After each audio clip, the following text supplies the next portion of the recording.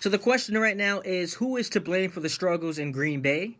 This is a team that's in danger of missing the postseason for the first time since 2008.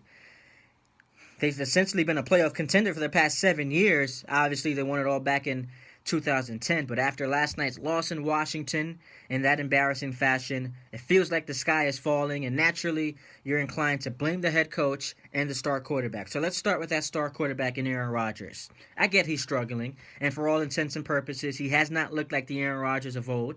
He's missing open receivers. He's holding on to the ball way too long. But he's still second in all of football in touchdown passes to just 7 interceptions. And oh, by the way, in the history of the sport, no one has a higher QBR than one Aaron Rodgers. So I think he'll be just fine. But you do have to be concerned about that putrid defense, that embarrassing defense that over the course of the last 4 games during this losing streak is giving up a shade over 38 points per game.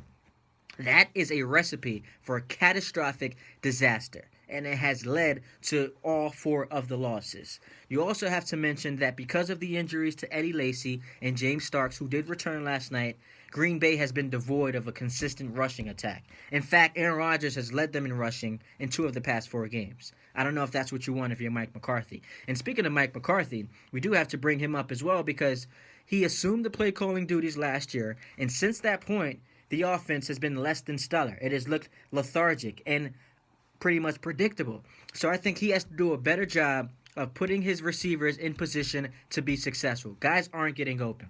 He has to maximize their route running capabilities and put them into position where Aaron Rodgers can find them.